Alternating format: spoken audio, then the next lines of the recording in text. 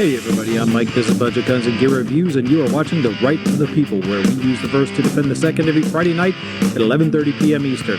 So uncover your keyboards, fire up your fingers, and come join the conversation.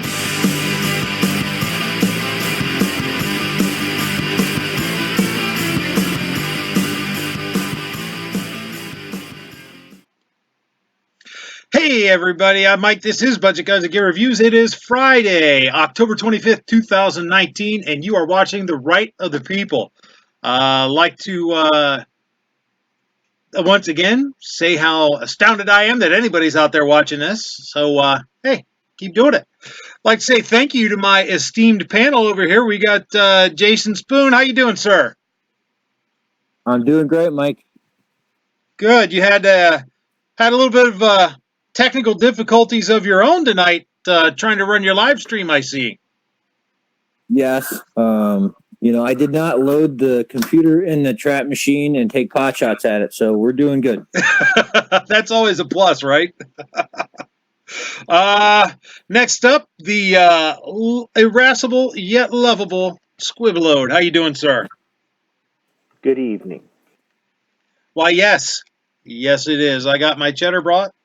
Sucking down my Polar Pop. Life is good, to steal a phrase from Hickok. We got the one, the only, the kingpin himself, David Bowling. How you doing, sir? Doing good. Thanks for having me, brother. Hey, no problem, man. You are always welcome to peek your head out from behind enemy lines and see what the Free States are like. Now we have the, wow, probably the most honest and unpretentious YouTuber I've ever seen. Roll call 219. How you doing, sir? Glad to have you on the show tonight, man. You've been unable to attend lately. I've been absent here every other weekend. I got my kids, and then I was in Omaha, Nebraska, so that was a crapshoot. What on earth made you decide? Hey, I figure I'm going to Nebraska. What made that sound like a good idea? Well, we had to take somebody over to this thing for the VFW, and I wasn't going to go. And then I was like, "Oh hell, I ain't never been to Omaha, Nebraska. Let's go." And we ended up in Ohio or Omaha, and then I went to Brownells in Iowa. So it panned out good. Oh, cool. That's good. At least it turned into a 2A related trip, right? Or at least some kind of 2A related activities. Oh, for sure. Cool. I've been doing nothing this week but work, and on my day off yesterday, as a matter of fact, I spent all day putting brakes on my car. And it shouldn't take me all day, but normally I'd put brakes on older cars, but apparently this is the first newer one I put brakes on, and apparently now you have to have a special tool, because I used to use a C-clamp to compress the calipers, the cylinder and the calipers. But, you needed a caliper piston turning tool. Yes, it took me 3 hours and a broken frickin' C-clamp to decide, you know what, maybe I should watch some YouTube on this. And it turns out that you have to actually turn the piston. And went to AutoZone and go ahead, Squib. That was on the rear disc brake? Yes, it was. It sounds like you've run into this before. I used to be an auto mechanic. Your parking brake cable runs through there.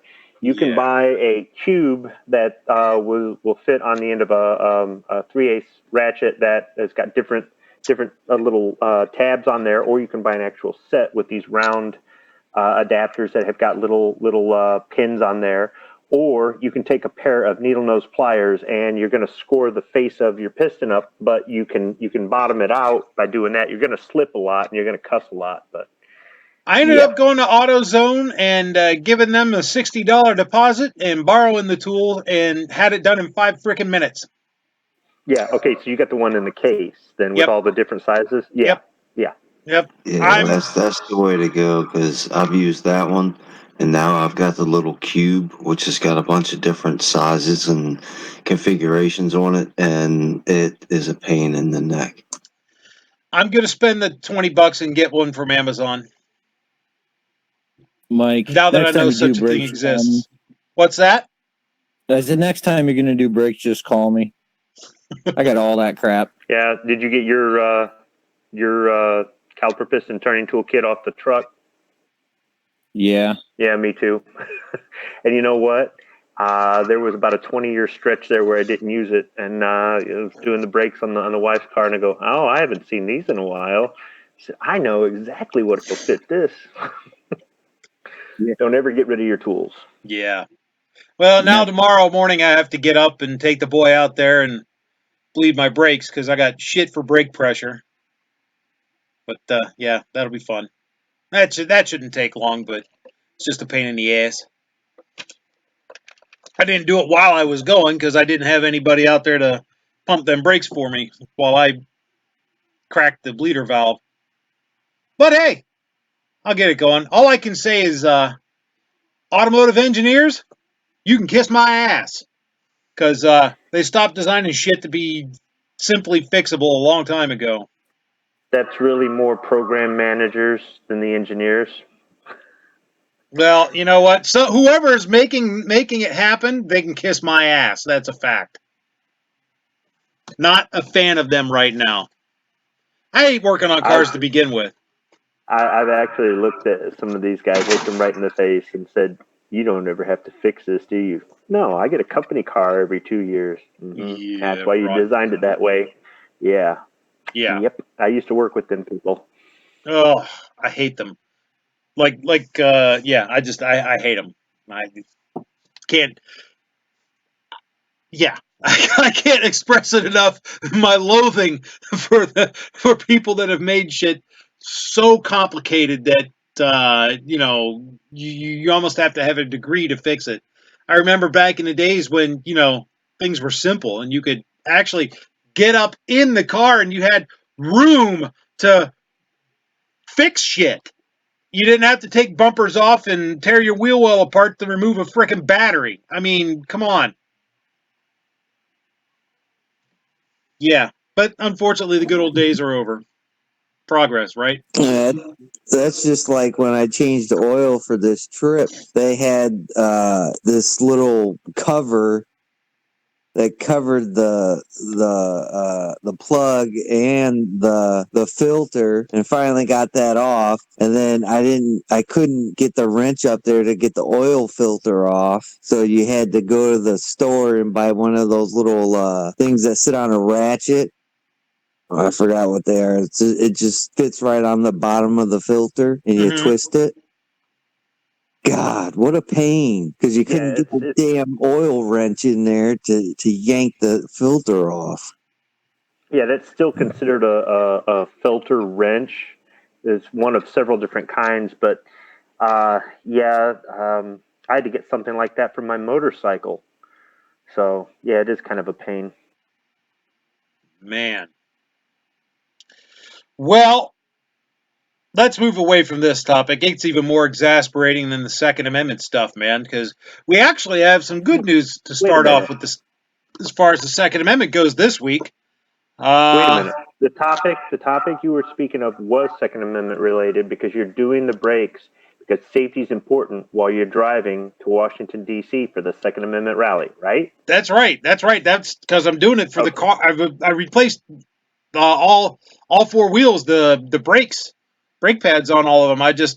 I'll be driving my Escape if I can't get brake pressure restored back up by putting in fluid and then doing some bleeding. If that doesn't work, then I'm just going to have to call it a bad job and take it to someone who knows what they're doing to get my brake pressure back up.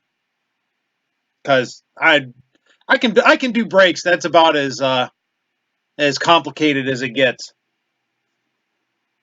That ain't too hard. Tomorrow, give me a call. What's that? I said if you can't get it tomorrow, give me a call. I'm doing instructor class till 8, but I'll come over after that and. Oh, dude, I'll be at work tomorrow. Oh, will you? That sucks. Yeah. I work this weekend. Next weekend I don't. That's why I'm able to go to the rally. By the way, speaking of going to the rally, there will not be a right of the people tomorrow. Not tomorrow. What am I thinking? Next Friday, 1 week from today, because I will be coming home from work and going to sleep in preparation to get up. And oh my effing God, and drive to DC on Saturday morning. So 1 week from today, there will be no. Yeah, I did make sure I cleaned and greased those the glide pins. Yeah, absolutely. New York, thanks. There will be no show next week because I'm gonna try to get some sleep. Unlike poor Squibby, I won't be able to sleep on the way I'll there. get some sleep when I meet Ohio 45 ACP because he's going to be driving the rest of the way. Yeah. I had the same sort of situation when Johnny Sprague met me in Youngstown and he drove the rest of the way to Harrisburg. I'm really glad that there's people in the community that are willing to carpool and stuff like that, so that some of us don't end up just like statistics. I mean, the same thing with you taking care of your brakes. It's a safety thing. I don't want to drive tired, and I know that you guys are out there watching out for me, and I do appreciate it. Oh yeah, no problem. Let me say hello to everybody out there in the chat. We got Gabe Stark. He was first. Midnight Range TM was right behind him. Although he was a little bit impatient, threatening that if I didn't acknowledge him, he's going to leave a terrible Yelp review. Bring it, buddy. Bring it. It's not like I'm some kind of greasy spoon like you're accustomed to being in that cares about shit like that. Let's see. Squiblift out there pulling double duty. Jason Stewart, how you doing, sir? Let's see. Kingpin, Glimtech Arms. Midnight Range still out there. Yeah, good thing I didn't need a socket wrench. You're absolutely right. Two Live Moves out there. How you doing, sir? And NY Outcast. Good to see you. Cow Farts Bear. Okay. Awesome. That's a different name that I've seen. It says there are no brakes on the Trump train. Yeah, well, let's hope. Calaveras 32 Special, the Tactical Pickle himself. How you doing, sir? And there we go. Start your bleeding at the passenger rear, then driver's side. All righty. I will. Yeah, you start the furthest away from the master cylinder, and then work your way to the closest. If you have to bleed the whole system, otherwise, wherever you introduce the air, like let's say you did the right front caliper and your master cylinder's on the left front side, you would do your right front caliper and your left front caliper. If you had a broken line all the way in the right rear, you'd have to do all four. You'd have to start at the right rear, do the left rear, do the right front, do the left front, in that order. So it's kind of a pain in the butt. Did you have a pool of brake fluid underneath the car at all? Or anything like that? Oh yeah, sure did. Oh crap, dude! Then you need to make sure you don't have a leak somewhere, because you could have had a piston seal on one of those calipers. No. The pool came from when I cracked the bleeder valve to compress the cylinder, so to relieve pressure. You thought if you opened it up that it would. Yeah, because when I bottom out pistons, when you don't need a tool, when you just use a C-clamp or something like that, I don't open the bleeders at all. Yeah, I did because I didn't want to create too much pressure there. Okay, all right. That was my thinking. Maybe I didn't need to do that. Since you were in the back, you've got to do all four. So you've got to start in the right rear and do the left rear, and then do the right front and left front, because your master cylinder is more likely on your left front side there. Yeah. All right, well, I will start in the rear and move my way to the front. Midnight, don't even. Where you're pumping the brake pedal and you're yelling to the person back there, they'll yell to you, pump it up. You pump the pedal a few times and hold it, and then they'll crack the bleeder. It'll spray into the pan, and they'll tighten up the bleeder, and they'll go, all right, let off and pump it up. All right, hold it, and it's just a lot of that back and forth. Yep, and unfortunately, I have to remove my frickin' tires to do it. I can't get in there. It's not like other cars I had when I was young, where you could just get up under there and do it without taking the tires off. No, I got to take the wheels off and do all that shit too. So that's going to be fun.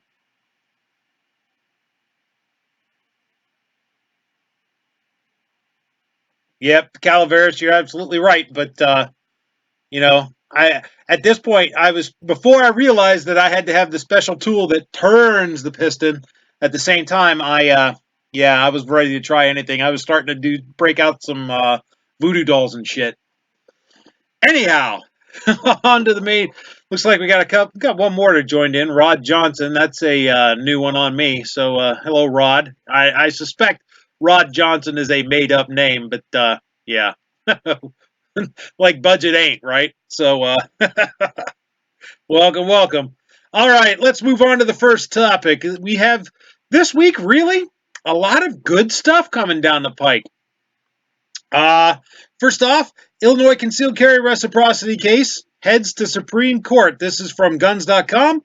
This is by Chris Egger from 10/23/19. A challenge to how Illinois treats other states' carry permits has now been sent to the U.S. Supreme Court for appeal.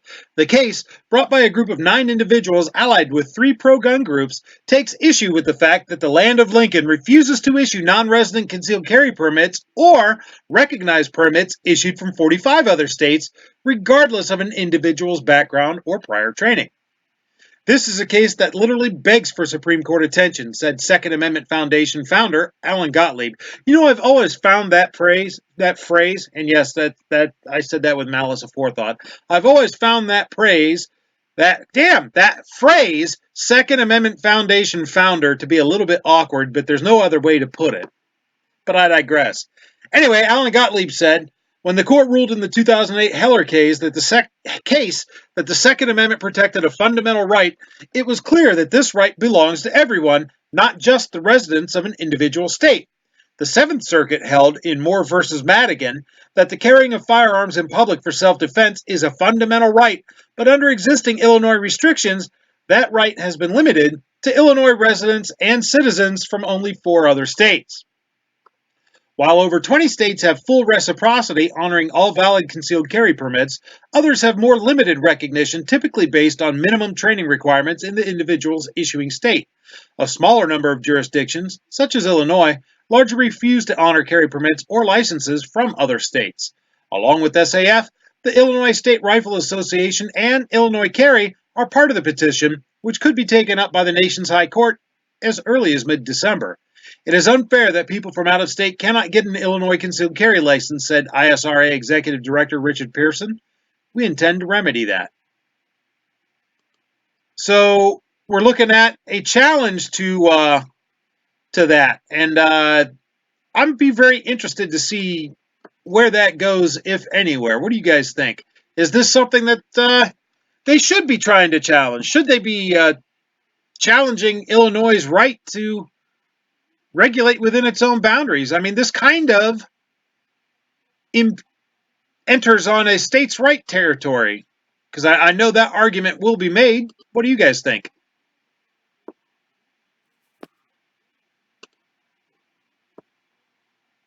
I think, the Second Amendment was written to, protect the citizens in all states. I mean, Constitution does say that the travelers afford the same rights and whatnot in any state than they do their home, the same as they do their home state. Squib, you have any thoughts on it?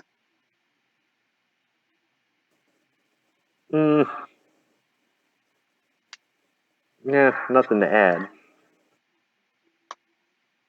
How about you, Kingpin? Roll call. Chime in, guys. Yeah, man, I don't think that states' rights outweigh the Constitution. I'm not for a big, heavy-handed federal government, but the Constitution is what it is. And I don't think states' rights can override that. I think Illinois is a pus bucket, and I can't stand it. Yes, that's what I was waiting for. Kingpin, we fought a war over states' rights, and the people that wanted it lost. So yeah, it's kind of, that decision was made a long time ago. So I understand what you're saying. I don't see the federal government, though, enforcing some federal laws or constitutional rights in some cases, New York, and I don't think this will be any different. Well, I tend to agree. I think that if there is a license issued in one state it should be valid and recognized in all states. Keep in mind that, to me, number one, I don't think there should be a licensure requirement. I don't think the government should be in the business of telling us what we can and can't carry and where we can and can't carry it, but that's neither here nor there. The fact is, the world we live in, that is how it is for now. And under those circumstances, I think that if it's issued in one place, it should be recognized in others. But I also think that if you're going to have your cake, well, you can't eat it too. So it's going to have to apply across the board to every license, in my opinion. Okay. Even the shit you don't like. I'll chime in. Do you remember when different states were saying you can have gay marriage here, you can't have gay marriage here, and then the president stepped in and said, nope, all states have to recognize it, period. Yep. So I realized now marriage is not in the Constitution. Correct. Gay, straight, it doesn't matter. Furniture, Correct. whatever, it doesn't matter. It's not.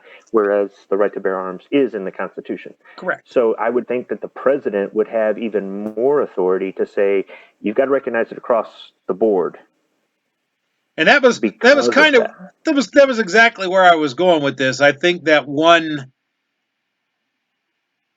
I was just approaching it from the other side. The one consequence of that particular ruling, of that particular case, should have been all licenses are recognized everywhere across the board. National reciprocity immediately in all things. Our borders. What's that? Our state borders don't separate the nation. It only separates each state. Where, say in Europe, if you go across a border, you're in a different country. California and Texas might not like each other, but they're not at war with each other. So I would think that if somebody is...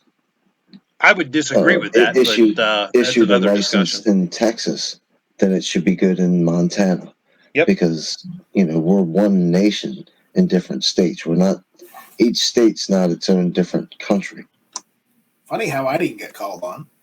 Oh, I didn't even see you in there, man. I'm sorry. Funny how I didn't get called on, because we all know my stance on this.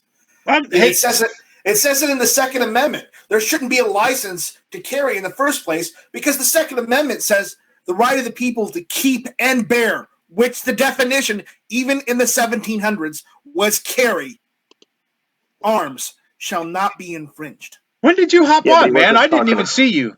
I am so sorry, dude. The keeping, the owning and having. The bearing means being able to carry them. That's right. Now, so the whole thing of a license is unconstitutional in the first place. Now, granted, I realize that we have laws or unconstitutional laws already restricting us, and there's not much we can do about it other than try and fight it in court. I understand that. So that's not in question. The question is whether or not this case will be heard by the Supreme Court, and whether or not the Supreme Court will act on the letter of the law or decide to make a decision based on touchy feelings. And that's what it's going to come down to. Are they going to go by the letter of the Constitution? Are they going to incorporate this with all the states? Or are they going to bow to states' rights on this? I suspect that they're not going to bow to states' rights. I suspect that this is going to be, across the board, a de facto national reciprocity. Well, it'll be a de jure national reciprocity by court fiat. If it goes in the 2AF's favor, then it may not make a precedence for every state to go along with it, but it will make a precedence for every state to have some sort of a suit to use it as precedence. What the problem? The thing is, and it's just like with this New York City case that is going to be heard. It's going to depend upon how narrowly the court rules. They could rule that this only applies to Illinois and that's it, or they could say, you know what, this is across the land. This is the law of the entire United States. If you have a concealed carry permit and a valid permit issued in one state, it is recognized everywhere. Which isn't in the Constitution, which, was added much, much later by people who don't want unlicensed people driving cars. The same way they don't want unlicensed people carrying firearms concealed or open. And the point is that, those weren't in the Constitution originally, but they shoved it down our throats. So we have to live with it. So if you can have a driver's license and it can be valid in every single damn state, why not a carry permit of some sort, whether it's absolutely open or right? I agree, but you know that the states' right thing is what the argument's gonna be. Right. The precedent would be set though, and you'd have to think if the Supreme Court passes and says, okay, it's unconstitutional for you to make somebody get a license to have a gun in Illinois, then do you really think they're going to want to hear 50 other or 49 other cases? Nope. Because it's going to set the precedent. So every state that's got some type of license is going to push. I think this isn't. If they take this case, I think it's going to be a broad ruling. That's my gut. They're going to have to. Otherwise, I mean, you just got to think. You just got to think about all the time and effort and paperwork and litigation that would go into hearing 49 other cases. Yep. Well, they won't want to do that because it doesn't make sense in the grand scheme of things to make a ruling specifically for Illinois and have to have every other state, go to court for that. That would be would be irresponsible. Yep. Calaveras has my preferred solution involved. It wastes our time too. Calaveras points out my preferred solution: constitutional carry for all and no gun-free zones. I gotta agree, brother. Got to agree. Do you know how many problems that would fix? The government would be out of work. Yeah, we can't have that. You could also look at if the Supreme Court just focuses on Illinois, then they really would cases because all the states would take them back to their highest courts. Highest courts would have to adjudicate where our highest courts are already down a bunch of stuff. It would go up, but you know what? They probably wouldn't have that problem. Kingpin, it's funny that you mentioned Maryland and free states because Maryland just may become more free. Next up, SCOTUS may examine Maryland handgun permit law. From Tom Knighton, from, what is this? This is bearingarms.com from October 22nd. For years following the McDonald ruling, the Supreme Court was notoriously adverse in taking on another Second Amendment case. For whatever reason, they'd said their piece and weren't going to revisit that ground. Never mind that McDonald was just the second case they'd heard in decades.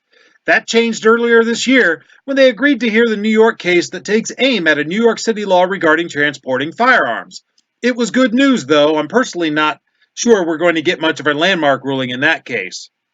However, there are now signs that the Supreme Court has an interest in something that might be a lot more near and dear to Second Amendment-loving hearts. Warning, though, it's behind a paywall if you click on that link, which I'm not going to. The U.S. Supreme Court has shown interest in hearing gun rights groups' argument that the Maryland handgun permit law's requirement that applicants provide the state with a good and substantial reason to carry a handgun outside the home violates the constitutional right to keep and bear arms.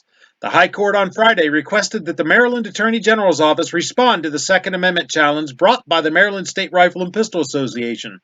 The office had waived its right to respond, opting instead to see if the justices would have enough interest in the case to request a response. The Attorney General's brief is due November 18th. The justices have not said when they will vote on the association's request that they hear its challenge. The case is docketed at the High Court as Brian Kirk Malpasso et al. Versus William M. Palazzi, Superintendent, Maryland Department of State Police.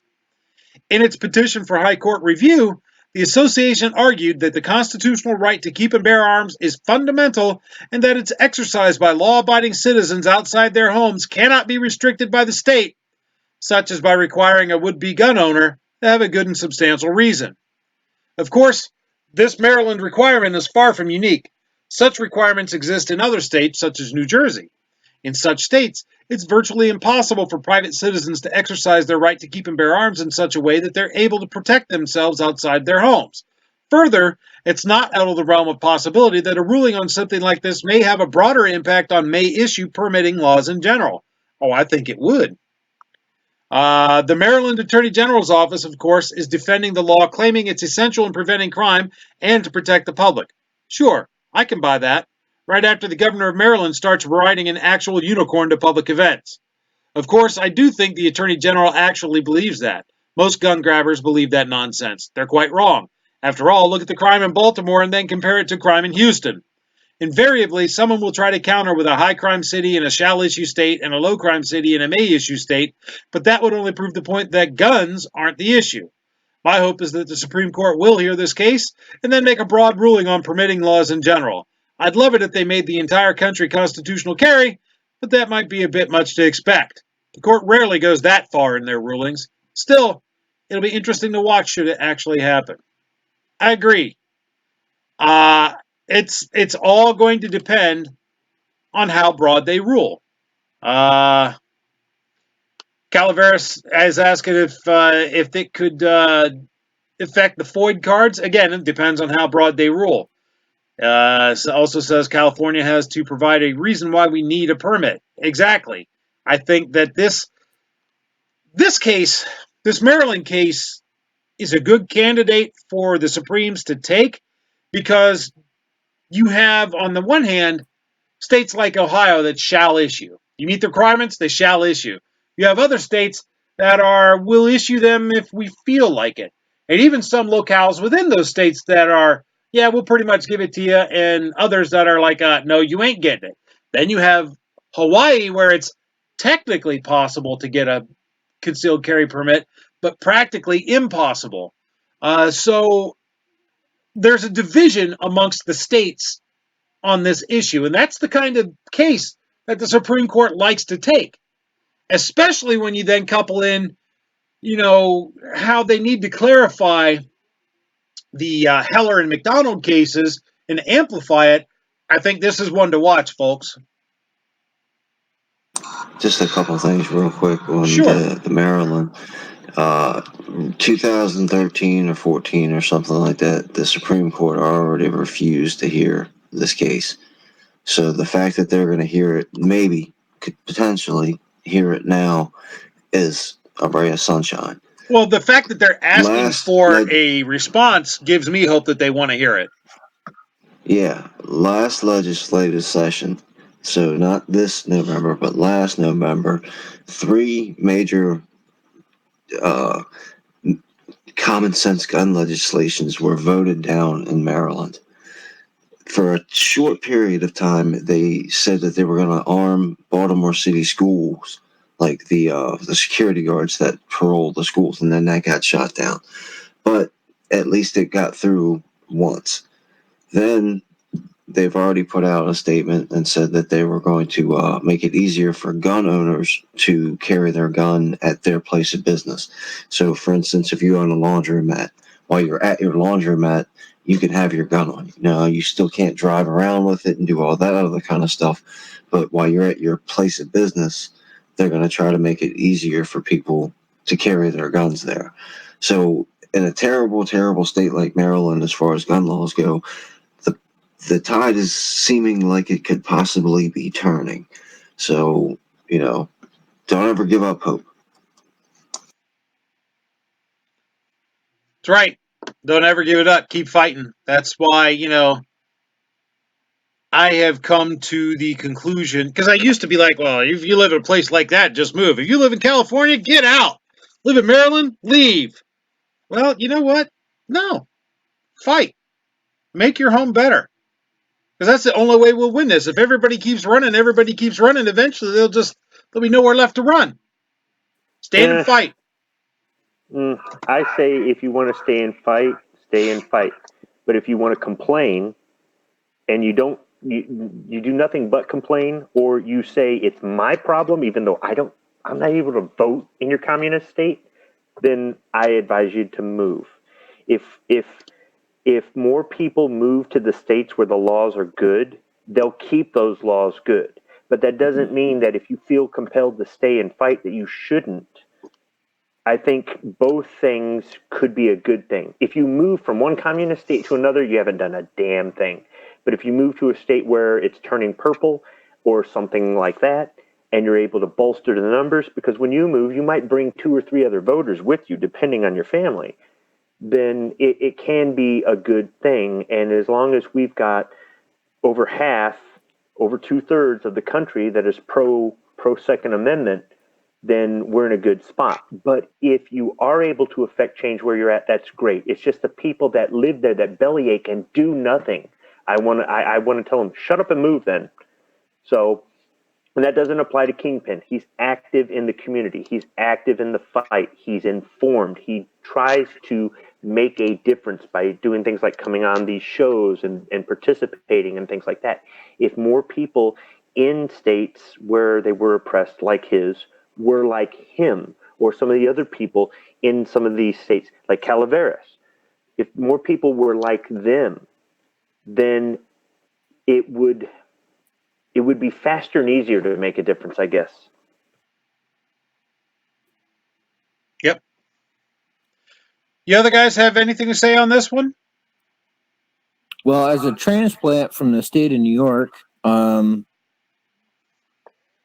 you have to look at it whether or not you can actually win the fight. I mean, there's times when literally you're bringing a knife to a gunfight. And growing up in the state of New York, I can remember many times 4 or 5 counties in the entire state made laws for everybody else, and there was a lot of people active. Yeah.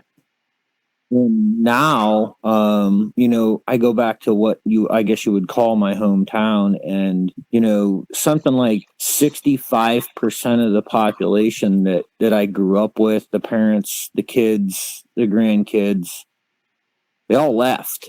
I mean, there was literally nothing that you could do because, New York City and Albany pretty much made the rules, and there was nothing you could do about it. That would suck. It was horrible, man. I mean, my grandfather was a judge, and when I turned old enough to try and get a pistol permit, I was told by the county sheriff that he didn't issue pistol permits. It just wasn't something he did. And that sucks. That you have to, in places like that, it's at the arbitrary whim of some official. It shouldn't be that way. We talk about the Illinois Supreme Court case about bearing arms outside of your house, and I think they're honorable cases. But I think there may be an easier way to crack that wall with the may issue permits, and I think if you go right to the foundation, laws like Sullivan's Law in New York, which is a permitting process to even own a firearm. Laws like it's in New York City where you have to have a permit to own any firearm. I think that's a more winnable fight, and we can crack that wall and then, drive a wedge in that and have a better chance at winning the entire fight than maybe even going with this Illinois case. I'm not saying that we shouldn't support that, and I'm not saying that we should back away from that, or even that it shouldn't be brought. But I've always thought that there's, even the other side understands that, the Second Amendment's there, it's not going away. So maybe we should attack it right at its base, and then, the rest of the fallacy will fall like a house of cards on top of it. Well, I think that, and I've said this for years, that where we're going to end up winning this fight is in the courts. Because we have the law on our side, we have the Constitution on our side. It's these they can make whatever laws they want. If it's not constitutional, the right judges on the Supreme Court will take care of that eventually. I know those of you who watch this all the time. I've heard this, and I'm starting to sound like a broken record. That's why the election of Donald Trump was so important. Love him, hate him, indifferent. His choices for the federal courts have been an absolute blessing for the Second Amendment. Regardless of what he thinks, period, personally, the judges he's appointed so far have been pro, and it's looking like they're continuing to be. So that's just great. Speaking of continuing to be pro Second Amendment judges, Second Amendment Foundation had another wonderful case come out in their favor in Washington.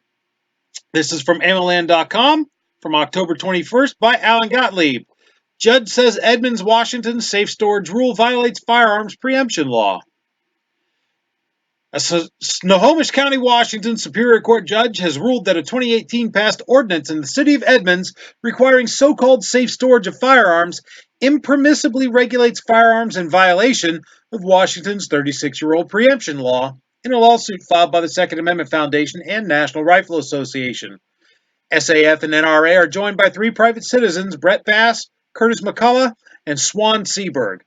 Judge Anita Ferris handed down the ruling, possibly setting the stage for a state Supreme Court showdown. In a separate case, filed by SAF and NRA against the city of Seattle and neighboring King County, a different judge ruled the opposite. The case is now before the State Court of Appeals. Now, see, that's exactly the kind of stuff that appeals courts and the Supreme Courts absolutely love, is where 2 courts under their jurisdiction disagree with something, then they'll step in to solve it. We're encouraged by the judge's ruling, said SAF founder and executive vice president Alan M. Gottlieb.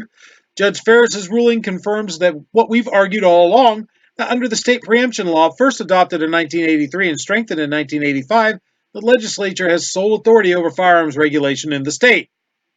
The preemption statute is designed to create statewide uniformity in firearms regulation, he noted. Allowing municipalities to chip away at the law by adding a storage requirement simply cannot be permissible, he added. The judge denied the city's request in the SAF-NRA summary judgment victory to stay the decision until it can be appealed. Gottlieb noted that Judge Ferris was having none of it. The judge explained that part of the stay test requires showing a reasonable probability of success on the merits, and she saw no possibility of success for the city on appeal. She described it as not a close call. Michael Bloomberg's gun control lobbying group has been supporting similar restrictive laws all over the country, Gottlieb stated. This victory will help stop this across the country. Preemption uniformity was a good idea in the 1980s, and it is still the most common sense way to deal with firearms regulation, Gottlieb observed. What is the law in one part of the state should be the law in all parts of that state. Under the judge's order, pending appeal, a permanent injunction will take effect against the Edmonds storage ordinance, and if an appeal is unsuccessful, that requirement must be repealed. So, good on you guys out there in Washington. Good news for you. And that fight's not over. I'm absolutely certain they'll appeal it, but we'll see what the higher courts have to say. So good on you guys. That's why I think. That's why. Go ahead. That's why you give your money to these foundations, like the Second Amendment Foundation. You literally took the words out of my mouth, Ro. I know. This is how a true organization functions correctly, puts its donorship money where it belongs. And yes, it's a small victory, I understand, but yet these are the types of laws that spread like wildfire across the country. And as long as we stamp them out where they are rooted in, this becomes an easier, becomes a better organization to support. And this is why they're around. So, I mean, I don't mind people giving to organizations, but when you have the Second Amendment Foundation do the things they do, I honestly tell you all the time, whoever's on the chat, whoever's on the panel, if you have a chance to go to the Gun Rights Policy Conference, go. Talk to Alan Gottlieb. If you go to the NRA show, Alan's there, go talk to him. Yep. He is a guy, budget knows, that will tell you the truth. And he will tell you what he's thinking, what the foundation is thinking, with, transparency. So kudos to them. Kudos to the people in Washington. It's a long uphill battle. I understand that, but this is a great victory, and it might turn out great for those people in Oregon who are struggling right now. There are people that say these small victories are useless. I disagree completely, wholeheartedly. How do you think we got where we are? Because the anti-gunners understand that while you might win a game or two with a Hail Mary pass and win it all at once, you win championships by taking it a yard at a time and getting that point here, a point there, a field goal here, a field goal there, whatever. You do not, very, very, very rarely get it all at once. You have to take a little bit here and a little bit there. And that's what they've been doing to us, is they've taken a little bit here and a little bit there, and they've slowly chipped away at our rights. That's how we get it back. We take a little bit here and a little bit there. Now, if we see an opportunity for a Hail Mary pass, a la like the Maryland concealed carry permit case, where if the court rules in the right direction, we could get a tremendous gain. You go for it. But in the meantime, you take these small victories a little bit at a time, a little bit at a time, and a little bit at a time. You can't just win all in one fell swoop. It doesn't happen. You have to work at it, and you have to get it here. Advance your cause everywhere you can. That's why the Second Amendment Foundation is so important, because they get these little victories here and little victories there, and they advance the cause of our rights bit by bit by bit, steadily, more and more. And then every once in a while they get the Heller case that gets a hell of a lot of yardage. Every once in a while they get McDonald, which gets a lot of yardage. Every once in a while they get this case like the Maryland case, which might get us some yardage. The Illinois reciprocity case, which might get us some yardage. We need to keep working on things like that and get our rights back the same way we lost them.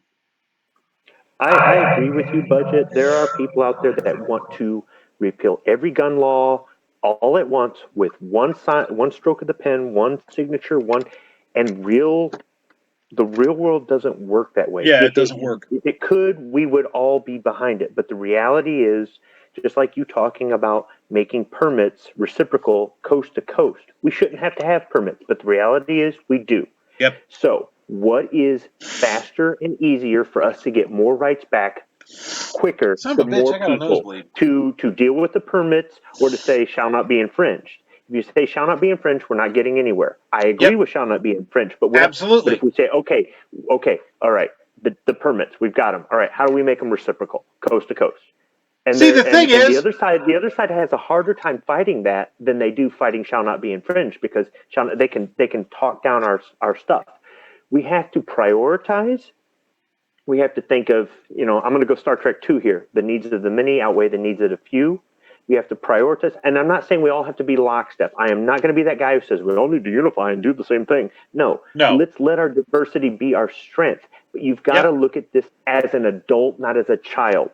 The adults know that the real world is unfair, and you've got to play legislative, and you've got to do this, and you've got to do that, and you've got to be patient, you've got to pay money, you've got to lick your wounds when you take a loss, you've got to get your yards when you can. I mean, we'd love to pass it to that receiver that's wide open and have that receiver run 70 yards for a touchdown, and we win the game. But the reality is it doesn't always work out that way. I would love for it to be that way, but let's be practical.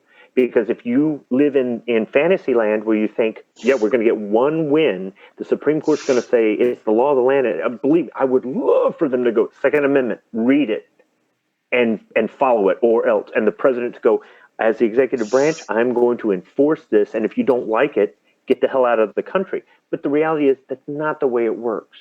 I really wish it would, but it's not. So let's get these small victories, and let's and from time to time get a big victory. And let's just keep advancing our cause, because this fight will never end. This fight, honestly, it sucks, but it will never end. Shall not be infringed is a great statement of principle. Shall not Shall not be infringed is a great statement of principles. Shall not be infringed is the goal. It is the end goal that we want. But shall not be infringed is not a viable strategy. You know, and that's what I'm talking agree. about. I don't disagree with shall not be infringed. I absolutely, why do you need this gun? I don't need to explain that to you. The Constitution says I can have it, period. End of story. Discussion over. But the reality is that sort of strategy doesn't work. Speaking of why do you need that, Armament and Axis sent a super chat. Says, when the anti-gunners say, why do you need that? Is when you need it the most. Yeah, I agree.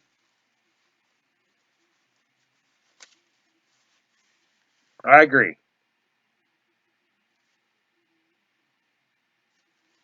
Sorry, guys. I got this, got my camera turned off here because I got a hell of a nosebleed for no reason. Yeah, my furnace is on and the air's dry, and that's why my freaking nose is bleeding. Jeez. I don't think you guys want to see that. If you do, you're too weird. And did you try and sniff up that cheddar dog? Yeah, that's what it is. But anywho, moving on. Next up, some more good news. Those of you who know, I'm sure all of you know what happened in Parkland, and that all the failures of the Broward County Sheriff's Office, for which the governor removed Scott Isreal as sheriff. Well, he had appealed that and sought to regain his job. Well, guess what? The Florida Senate voted to uphold Scott Isreal's removal by AWR Hawkins in Breitbart from October 23rd. The Florida Senate voted to uphold Governor Ron DeSantis' decision to remove Broward County Sheriff Scott Isreal from office. DeSantis suspended Scott Isreal in January 2019, citing the botched response to the February 14, 2018 Parkland High School shooting. NPR reports that DeSantis' decision to suspend Isreal had to be confirmed by the Senate. Every Republican senator but one, Tom Lee, Republican Hillsborough, voted to uphold Isreal's suspension. Lee voted for Isreal's reinstatement.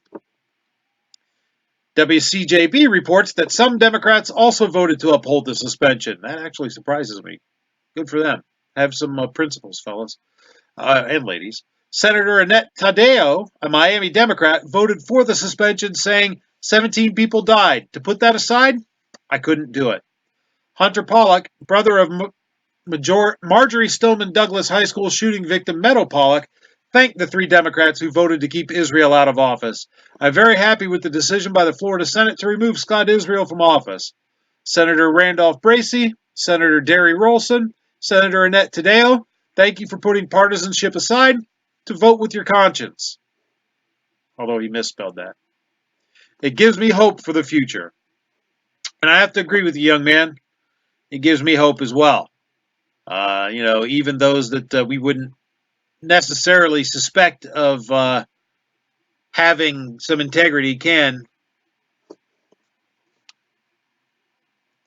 have it after all. What do you guys think? Good thing, bad thing? Meh, who gives a crap? I hope we never have to hear about this guy ever again. He's a piece of trash, and I think they did the right thing. I understand that nobody likes Democrats or anything of that nature, but I think these ones actually found something that they've been lacking, and that's common sense. Well said, roll call. Well said. Absolutely right.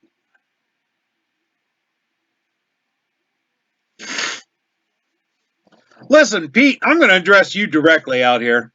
With the "this we can't win at all" argument is as useful as the "I believe in the Second Amendment but" argument. I'm not saying we can't win at all. I'm saying that we need to accept our small victories as we go, with the goal being get it all in the end. We're not going to win it all at once, and you guys have to wrap your heads around that. Our goal is to get there. is to get to where shall not be infringed is the law of the land. But you have to be realistic in your expectations of how you arrive at that point. You are not going to get everything in one fell swoop. It is not going to happen. Period. It's not. You have to be satisfied with the small victories to keep advancing your cause until you get to the end goal. I don't know how else to put it. Well, one thing to add to that is that no matter how many victories we get, no matter how much, even if the Supreme Court rules the Second Amendment is the law of the land, that's only going to buy us time before they figure out some sort of backdoor way to start. The fight is always going to go. When we have it's phasers, never going to be over. It's going to, yeah. But the more stuff we can get and reinforce and keep out there, and the more we can make it mainstream where this is common and people go, oh, you own a gun? Oh, that's not such a bad thing anymore. The easier it's going to be to continue this and to be able to look. I don't want to keep feeding the coffers of all these gun rights groups. No. I don't want to have to keep going to all these damn rallies. I don't want to have to. But the reality is, if I want my kids and my grandkids to enjoy the rights we have or better, then I got to get up off my butt and I've got to fight. But being 46 years old and having gone through life, and knowing some military strategy as well, I kind of know, and I'm not always right either. And if somebody can prove me wrong, fine. But if you just dump raw emotion in there, you're going to end up in a place you don't want to be in. There are ways to do this. We're on the right track. I mean, so many times we get bit by these guys. We get stung by these guys. But, lately there's been some stuff that has been really hopeful. It's not the answer to everything, but it's proof, like so many other things that have happened in the past, that is proof that we can make a difference. We just have to stay with it. I don't want to be the cheerleader either. I mean, some of these people that just constantly need stroking to get off the couch, hey, I'm not your guy. Yeah. But I'm going to tell you how it is. I was doing this before we had internet and stuff like that, when we would get our information 3 months late in the damn American Rifleman. Yeah. Okay?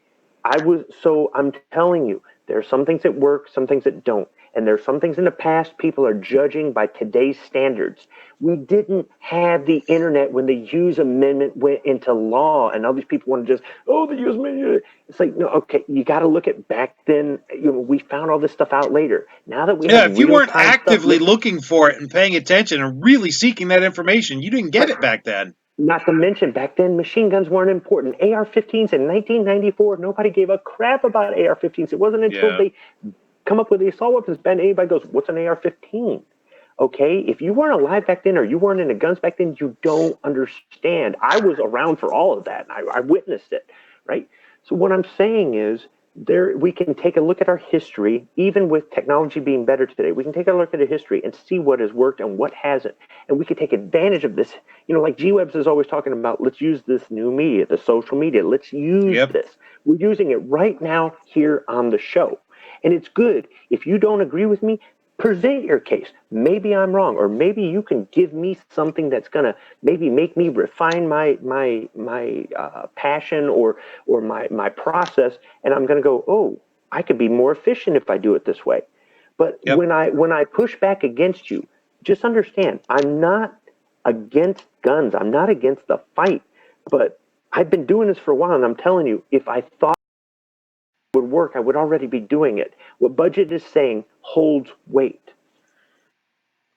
Yeah, it comes down to the most effective way to get where you want to go. I don't think any of us are saying that these small victories are where we want to go. We want the whole enchilada. We want shall not be infringed. That's what I want. I really can't speak for anybody else, but shall not be infringed is the goal. But you have to be happy with getting these small victories and not ignore getting these small victories in favor of, I want it all, I want it all, I want it all, so I'm not even going to bother trying the small shit. That's just dumb. You need to go for the small shit in order to get it all. It's like the same people that are saying, I'm not going to Washington, D.C. because I can't conceal carry. That's just fucking retarded. Going to be a lot of us. It is. The more people that are seen out there, the more they're going to go, holy crap, there's this many gun people that were willing to come all the way over here. And Exactly. people, well, I don't feel safe. All right, there's going to be thousands of us. Do you really think they're going to do something? And if they are, you really think that we can't deal with, not to mention, there's going to be security out there. There's going to be law enforcement. There's going to be, I've gone to so many of these rallies, and granted, I haven't gone in every state, and I haven't gone to every rally that's ever happened. But I've gone to so many. I'm not even worried about not carrying, because I have gone. I mean, Budget, the first time I went to a rally in your state, I didn't carry a gun because I didn't know the laws there, and I didn't want to risk it. And as a member of the Second Amendment community, I am not about to risk breaking the law and embarrassing all of us because of my mistake. And when I found out, oh, you guys have got practically the same laws we do here in Michigan, next time I show up with 2 guns, right? So whole thing is, I'm not, once again, I'm not, let's lock arms and be all kumbaya, okay, but just having this, I'm not going to do this because of this, and you're not helping, you're not making a difference. Just look at the big picture. That's all I'm saying. Look at the big picture. Yep. It's just like budgets. It's just like budgets breaks.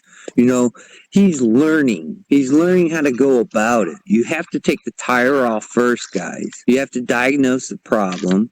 You got to get your parts, and you got to start fitting these pieces where they are. Make sure you have the right tools. I agree. You got to have the right tools for this job. And right now, the right tools are people like the SAF.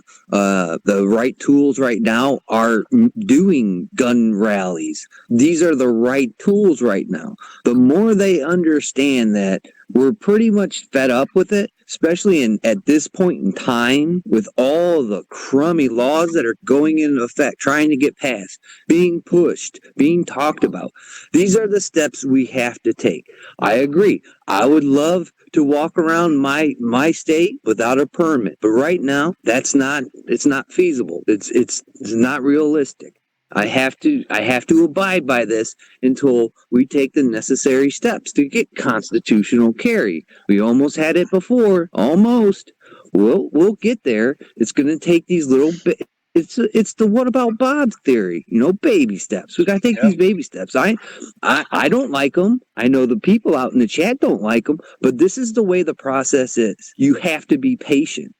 Yep. This is the way it goes. And if you don't like it, I don't know what else to tell you, but if you look at all the cases Budget has laid out there, from Maryland to Chicago, Illinois, and all the way to Oregon, the steps that we are taking, the organizations we are putting forth to get the lawyers to fight these battles are working.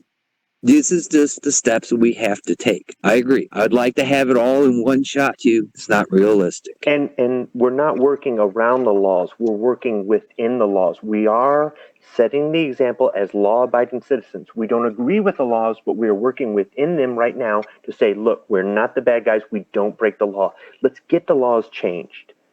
And you know what? I'm going to say something that's probably going to tick off some people, but I'm good at that. My older son got his first piece of junk mail from the NRA today, and I was so proud to put it on the keyboard on his computer while he was at work today, so when he got home he could see that you're going to get bombarded with this garbage.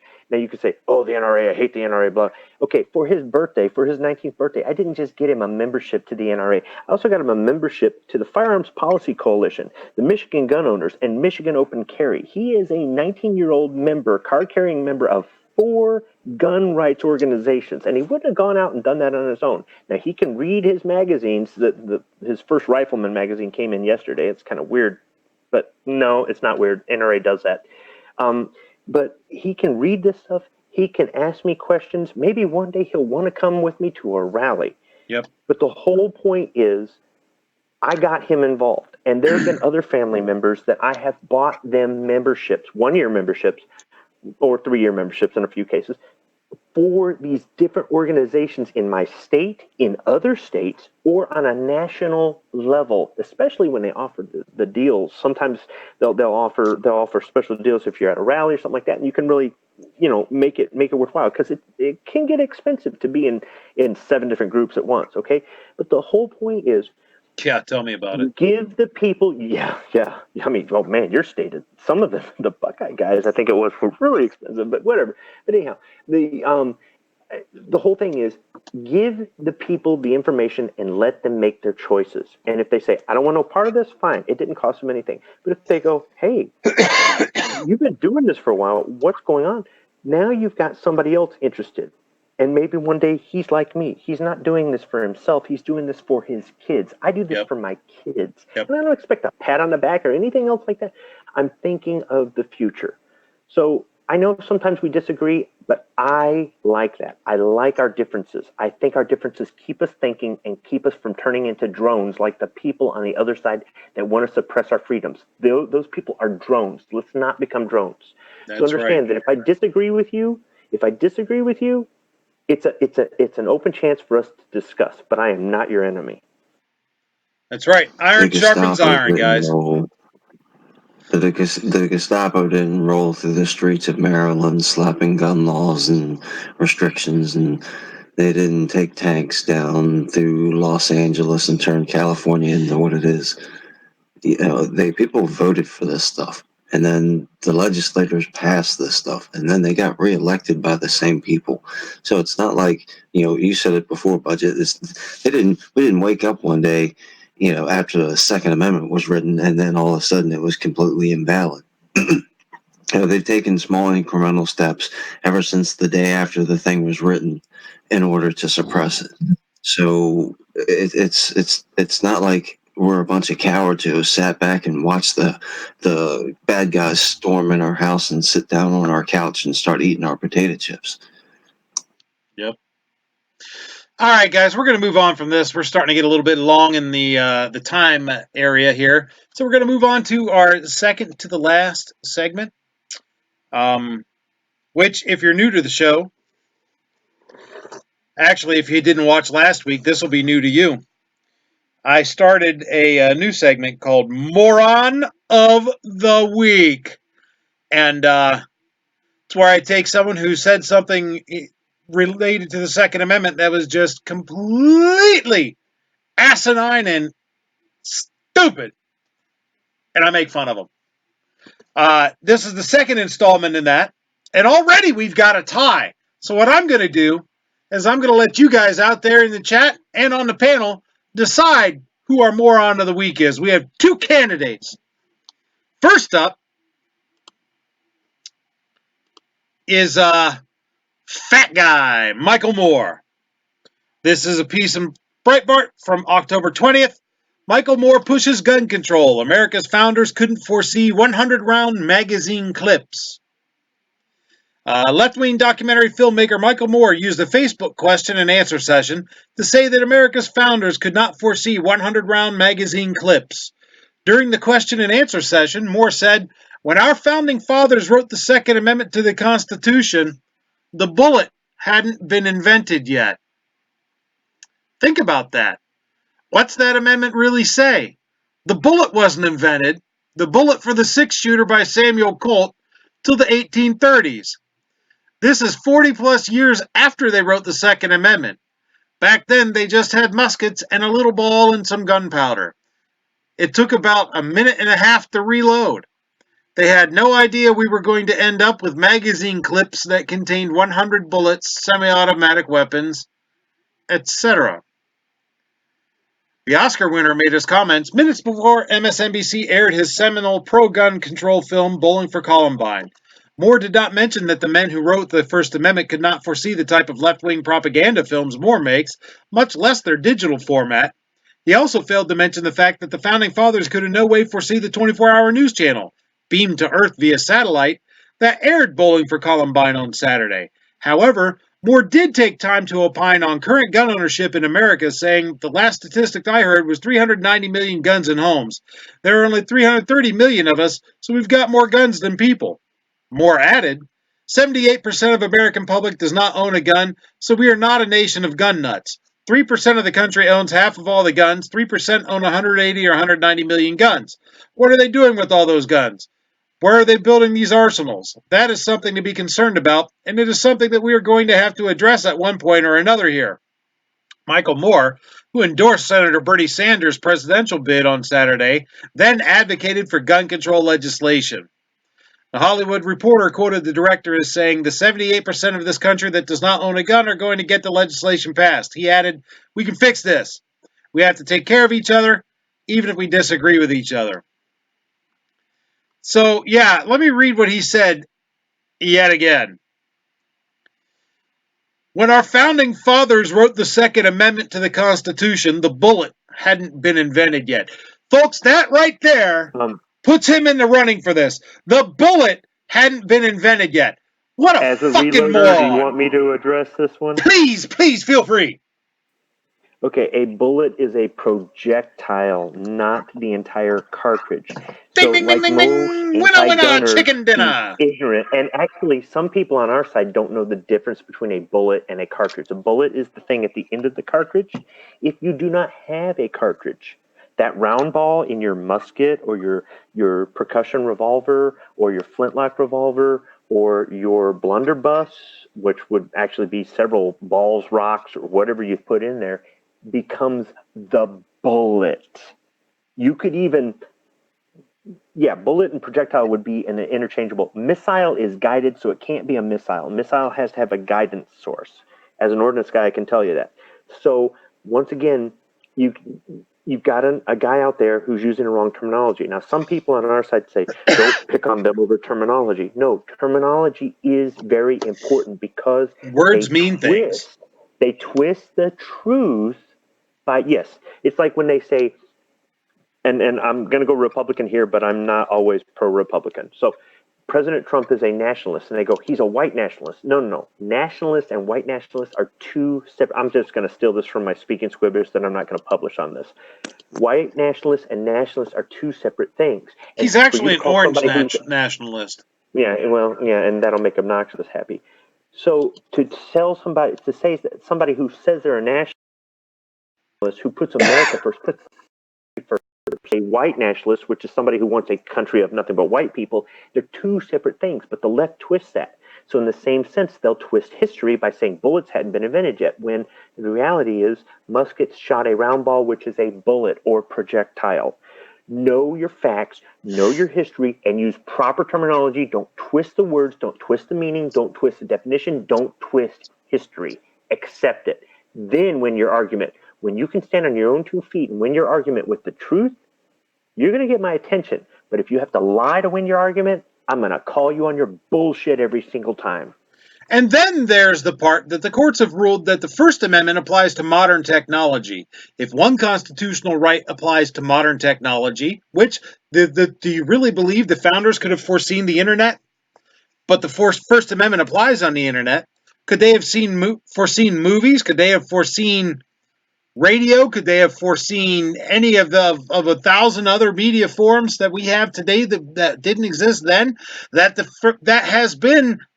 courts have ruled are protected by the First Amendment. If it holds true for one right, it holds true for the rest. Therefore, modern technology and advances in technology since the amendment was written apply to the Second Amendment as well. Of course, the founders could have seen space travel and all this other kind of stuff and the internet and AR-15s. If you just look at any of the information about their lives and their thoughts and their studies, then you look at the preamble, you look at the Constitution, you look at the Bill of Rights. Pete was talking about the Federalist Papers, all these other kinds of things. They set all that stuff up because they could see into the future. Yep. That they were building a nation. This wasn't something that they were doing for the weekend. This is something that they were building to last throughout the history of time. So, of course, they saw all these advancements. But I would like to do a very interesting little study. Let's go ahead and go back to muskets and musket balls. And then take a survey right now of all your trauma doctors who only work on bullet wounds. And tell them to explain how graphic and how difficult it is to save somebody with 1, 2, 3, 5 bullet wounds. Then, after about 6 months worth of only having musket balls, let's talk to those same doctors and see how quick they're begging for the modern cartridge to come back. Yeah. All right, enough of that idiotic wail. But keep him in mind. Let's go ahead and look at candidate number 2 for Moron of the Week. Remember, we're only going to do voting here when I have a tie, and I can't make the decision myself. So let's go to candidate number 2 for Moron of the Week. Candidate number 2 for Moron of the Week. This comes from hotair.com by Jazz Shaw from October 23rd. Dick's CEO mulling protest bid. The entire 2020 presidential election is starting to get a bit boring, isn't it? What this race really needs is a fabulously wealthy, straight, white, cisgender male who's old enough to collect Social Security benefits to toss his hat in the ring. Oh, wait, we've already got at least 3 of those. Anyway, if the club is still accepting new members, there may be one on the way. Politico is reporting today that Ed Stack, the CEO of Dick's Sporting Goods, is running focus groups in Wisconsin to measure the possible interest in him as a third-party candidate next year. Hey, if Ed Stack wants to throw his money away on a doomed campaign, that's up to him. It's a free country after all, at least for the time being. So yeah, but also they're quoting an article here that says Ed Stack, CEO of Dick's Sporting Goods and a longtime Republican donor, which surprises me, is testing the waters for a possible third-party presidential bid that could scramble the dynamics of the 2020 general election. Various messages were presented to a focus group in southern Wisconsin this week, centering on the billionaire businessman, along with possible 3-way matchups against Donald Trump and Joe Biden or Elizabeth Warren. The focus group, according to a source who took part in the testing, ran through varying themes involving Stack and heavily focused on his example of showing leadership by halting the sale of assault-style rifles at all of Dick's Sporting Goods stores in the wake of the high school massacre in Parkland, Florida. Now, let me remind you that this leadership they're talking about was him abandoning his fiduciary responsibility to the shareholders of Dick's Sporting Goods because his only concern as a CEO should have been providing profit to the stockholders. Instead, he let his ideology get in the way of business and cost them $250 million when all the gun owners said, screw you guys, we're going somewhere else. We're not going to go to Dick's. We're not going to shop at Dick's. We don't want nothing to do with Dick's. Giggity. You're going to lose all this money. So he made himself persona non grata from a large group of potential voters. So here we go, folks. That's why he's an absolute idiot, in my opinion. And what the hell am I hearing there? Is that me? No, somebody's got feedback. I did an Every Second Matters video about Dick's Sporting Goods and about teaching a lesson to my kids. Now, whether or not they follow that lesson is their choice once they're adults. But while they're under my roof and they're asking me to pay for their shoes, we're not buying them at Dick's Sporting Goods.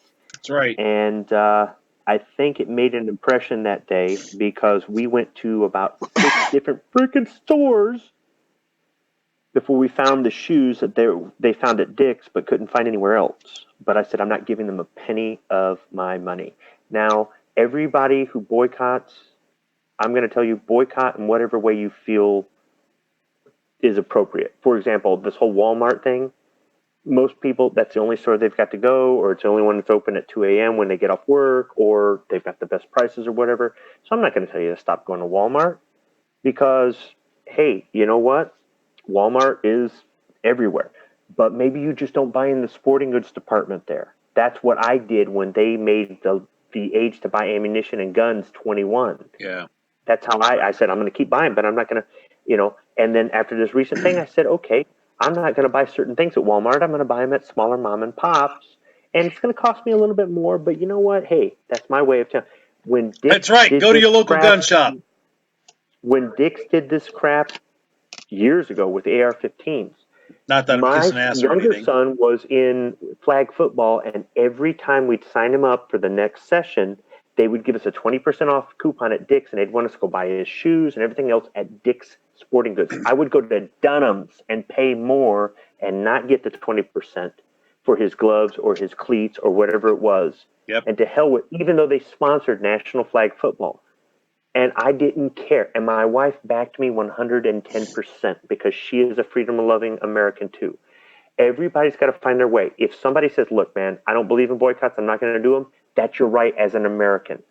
So we all have a different way in which we do this, and we need to, it would probably work out better if we just respect each other's, if this person doesn't boycott as hard as you do, fine. And if this person doesn't boycott at all, fine. This is America.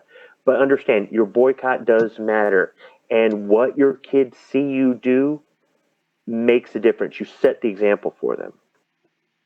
Yep. So what do you guys think out there in the chat? Is Michael Moore the moron of the week, or is Ed Stack the moron of the week? Out here in the on the show, Ro got disconnected. Squib got disconnected. What the hell? Well, Kingpin, what do you think? Michael Moore or Ed Stack, moron of the week? Oh man, it's close. Michael Moore's a disgusting human being, but I guess I gotta go with the other guy because he's gonna spend a whole bunch of money for absolutely nothing. Because there's absolutely zero way he's gonna get any traction whatsoever in the presidential election. None. Zero. So Ed Stack for you. Yep. Let me. Doggone it! I don't have a freaking pen to keep track of this. Oh, there it is. All right, Oscar, you got to get down. Thanks for coming to visit us, but you got to go. You want me to? I got a pen and a piece of paper I right got here. it. One for Stack. Stack Moore. Yeah. One for Stack. All right, Jason. We got Ed Stack or Michael Moore? Moron of the week. I think Michael Moore, real simply to debunk his argument, I can pull up probably 10,000 pictures of pepper box revolvers from the, late 17. Well, I think we'll count that as a vote for Michael Moore being the moron of the week. Roll call. Michael Moore or Ed Stack? Oh, Michael Moore. I hate that fat pig. Squib, Moore or Stack? Well, one, Moore's from Michigan. His fat ass is up there in Torch Lake wasting away. And two, he said...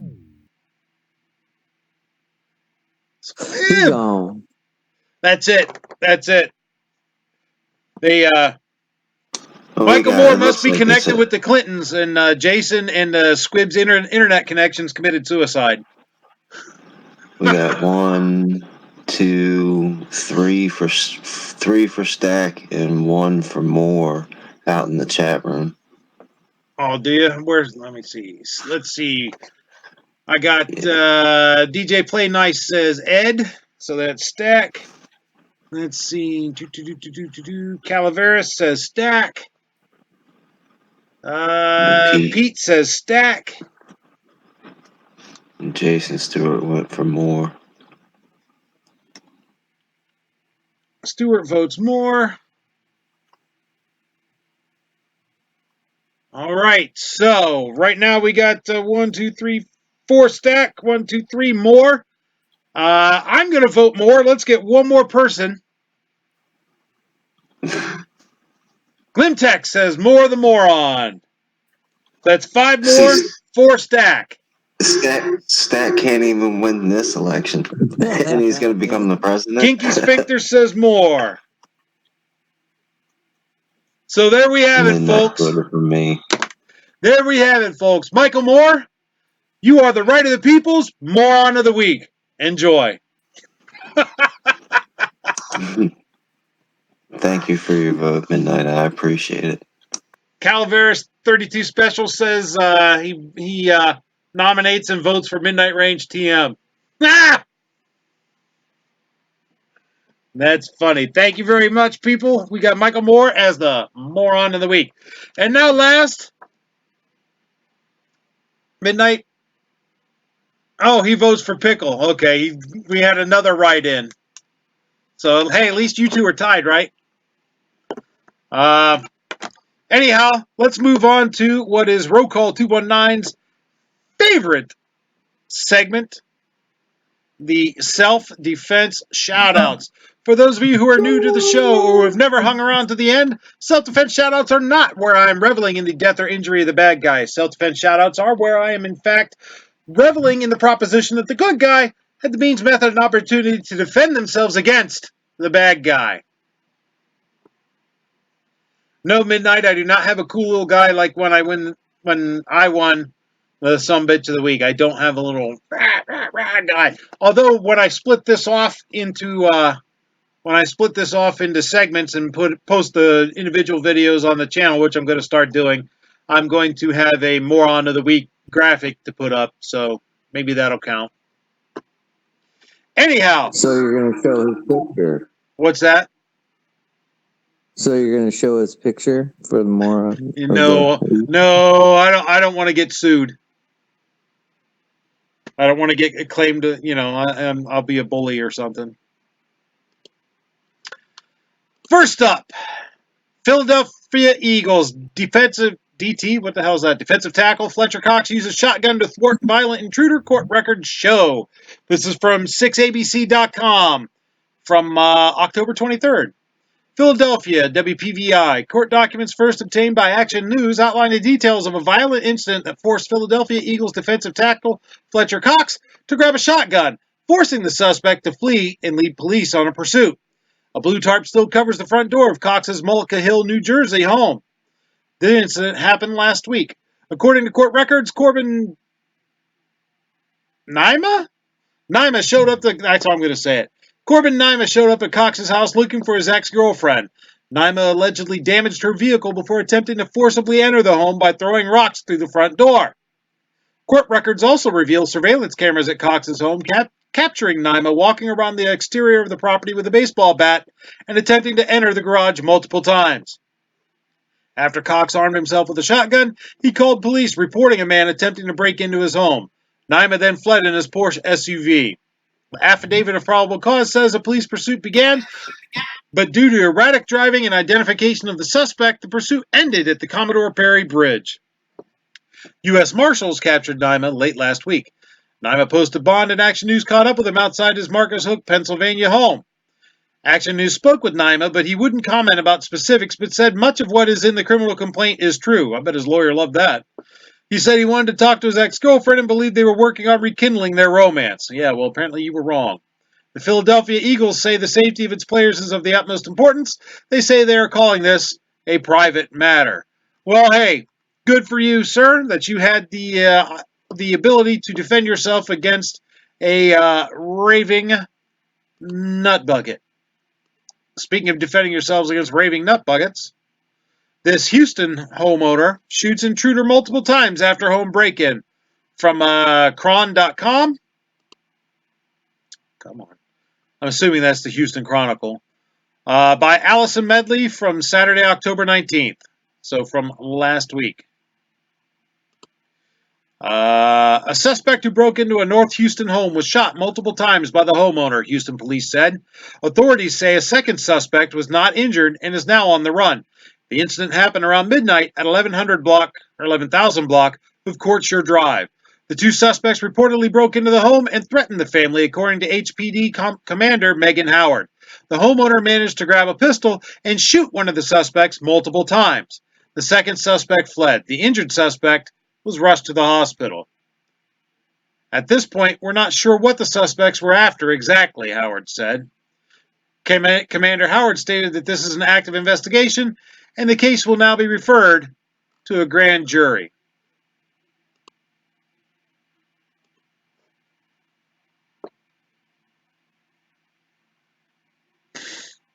Yeah, Calaveras says, good one on the Eagles for not firing the player for having a gun. Yeah, I'd bet. Tucson homeowner fatally shoots two men during attempted break-in, police say. This is from azcentral.com. By Gabrielle Collage, Arizona Republic, from October 16th. A homeowner shot two men whom the Tucson Police Department said attempted to break into the home early Wednesday. The incident happened around 3:45 a.m. on October 16th when officers responded to a 911 call reporting gunshots at the home near East Duncan and North Swan Road in Midtown Tucson. According to Tucson Police spokesman Officer Frank Magos, two adult males were found with obvious gunshot trauma behind the home. Magos said one of the men was pronounced dead at the scene, and the other was taken to Banner University Medical Center in Tucson with life-threatening injuries, where he later died. The identities of the two men have not been released by police.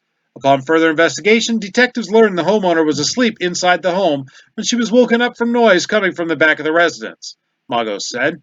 She then went to investigate and found two men trying to force their way into her home. She confronted them, she armed herself with a firearm, and shots were fired, and that info was relayed to us by 911, Magos said.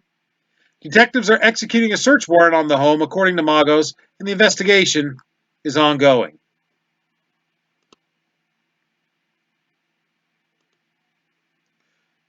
And last, but most certainly not least, from WSEH.com, woman who shot man outside Coco convenience store was defending herself, from October 21st.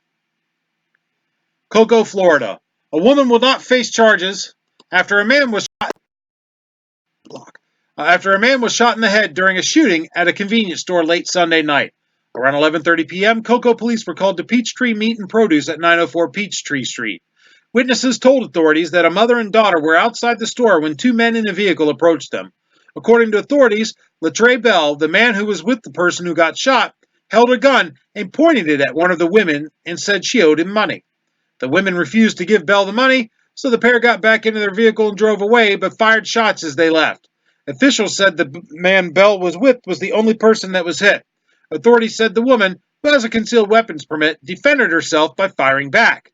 Bell has been charged with assault with a deadly weapon for pointing the gun at the women. Police said because the woman was defending herself, she will not be charged. The man who was shot in the head was transported to the hospital. And, as seems to be the case with all of these, the investigation is still ongoing. So there we have it, folks. Several instances where, despite what the media would have you think, the good guy with the gun was able to defend themselves against the bad guy. And that's how it should be. I'd like to thank everybody for stopping by and spending this time with us this Friday evening.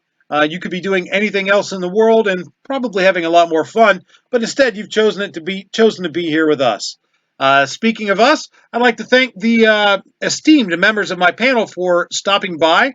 Night Strike was here earlier, aka Mike from GunTube. Check out GunTube and GunTube Chamber. Check out the Night Strike 1 channel here on YouTube and, show some love. Speaking of showing love, show love to everybody here on the panel. And we'll start with roll call 219. Sir, anything you'd like to leave us with? Anything you'd like to plug? Where can people find you? Find your channel, find everything. Well, first of all, thanks for having me. Great discussion as always. And I want to apologize to you guys on the panel and everybody else out there. I have been doing a little bit of traveling the past week, and the kids are around, so I got to pay attention to them. So I wasn't able to get on here the last couple of weeks, but you can find me at Roll Call 219 here on YouTube, or you can find me at Roll Call 2010 on Twitter. But it is Roll Call 219. It's just I started it in 2010, and you can find me on Instagram. I post on Instagram and YouTube more often than not, but I do tweet Elizabeth Warren every day and give her my two thoughts. I do have a new video You love her, up on don't the channel. I can't stand that lady. She sucks so bad. Me thinks you do protest too much. I think you have a secret crush on her. No. But I got a new video up on the channel with my SIG P365. Shot 250 rounds through that gun the other day. Limited malfunctions. So go check that out on there. Please bear with gunfire and leaf blowers on the public range. Other than that, I'm happy to be here. I'm happy to be in this community of the 2A. And don't forget about the 2A rally. I did hear that they changed the time to noon. So 12:30 the last I heard. Yeah, so you might want to go onto their website and take a peek at that and make sure you get your times correct. Unfortunately, I'm not going to be there But I'm trusting all the people that are going to go, that they're going to set a prime example of what needs to be done coming up here in the 2020 election and beyond. So again, thank you for having me. Go check out my content, and we're going to have a 500 subscriber giveaway when I get there. Squib, is there anything you would like to leave us with and anything you'd like to plug, sir? Where can people find you? Well, I have two channels. I have my primary channel, which is Squibload, 2 separate words. And then I have my B channel, which is Squiblift, which is a name that I got from Sandhill Shooter. If you want to go there, go there. If you don't, it's no harm, no foul. I'm not into the whole analytics, getting subscribers stuff. I'm here to hang out with you guys, and I really enjoy it. Sometimes in our community, we have misunderstandings, whether it be in a live chat or whether it be something somebody says on a video. We all have ways to get a hold of each other, even if it's as simple as going to somebody's channel and looking in the about, and they put their email address in there because they're not afraid to answer questions. Or it's as simple as leaving a comment on a video and building a dialogue. If there's ever a misunderstanding, I'm open to somebody saying oops, or me having to say oops. So I think it's good that we have this social media platform here, not only to share information and share ideas, but also to be able to talk to each other and to be able to communicate better. Communication is one of the most difficult things for anybody to overcome, whether it be fighting for our rights or just surviving at work, right? Yep. So I am always open to somebody saying, hey man, you didn't understand what I did, why I did, or you didn't understand, or somebody coming to me going, your speaking squibbish video just offended me and this is why. And then I can say my piece, or say you took it the wrong way, or okay, no, you got it right, but this is where I'm at. And at the end of the day, I can disagree with you guys on a lot of things, and I can be offended by a lot of things, but I can still be your friend. And even though I don't have the whole arm in arm lockstep kumbaya thing, I think shows like this are really good, because not only do we get information out there, but we also get to share our perspectives. So thank you very much, Budget, for doing this show every Friday night, except next Friday. Yeah, except next Friday. I mean, don't keep me awake while I'm driving down to Ohio. I mean, No. saying. I'm going to be trying to get my ass to sleep. Midnight Range TM says Elizabeth Warren ain't Native American, but she sure knows how to help roll call 219 pitch a TP. Keep it classy.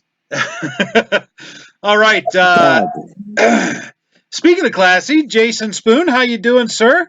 Glad you could stop by us. Where can people find your channel, and do you have anything that you'd like to leave us with as far as words of wisdom goes? Well, you can find our channel here on YouTube at Spoon CCW. It's SPHONS CCW. We're also really active on Facebook. So we always like people to, come in and give us an opinion, even if we don't agree, like everybody says. Start a discussion, words of wisdom, get somebody in the sport. The more people that are out there, the more people that we have for the 2A, the stronger it is. So invite a friend. Heck, invite somebody outwardly says they don't like guns, and maybe change their opinion. So that's all we can, ask for. That's right. That's right. Thank you very much for coming by, sir. Speaking of thanks for coming by, Kingpin, where can people find you, and is there anything you'd like to say? No, man. Thanks for having me. I appreciate it, and have a good night, everybody. No, wait. I have a special request. Kingpin, what sound does the closer make? Bah whoosh. Sure, there's a gurgle at the end of that, right? All right, folks. I just want to say thank you to everybody out there in the chat, particularly those who were here from beginning to end. Again, I'm humbled and amazed that you've decided to spend this time with us. As always, I want to, well, let me back that up just a second. Remember, there will not be a show next week. I will be trying to get some sleep so that I can go to the 2A rally next week, Saturday, November 2nd, at the West Lawn of the Capitol Building in Washington, D.C. The time has been changed to 12:30, so it's from 12:30 to 4. So if you can make it, come see us. I'll be there for sure. I know Squib will be there, and there's going to be a lot of other guys that are there. I think G's on his way there now, doing the gun show loophole tour. I will learn how to speak today. The gun show loophole tour. Kingpin will be there. Making his way there. Kingpin will be there. Do everything you can to get there if you can. If you can't, totally understand. Real life comes first. But if you are there and you see me, don't hesitate to say hi because I want to shake your paw. So, yeah. I will leave you then. That if you aren't going to be there standing with us to make sure that our Congress critters and elected representatives know what we think, then take the other route that I always tell you to do. Send snail mail, email, telephone, telegraph, heliograph, semaphore, smoke signals, carrier pigeons, runners, bicycle messengers. Do anything you have to do to let them know what you think, and never, ever, ever give up the fight.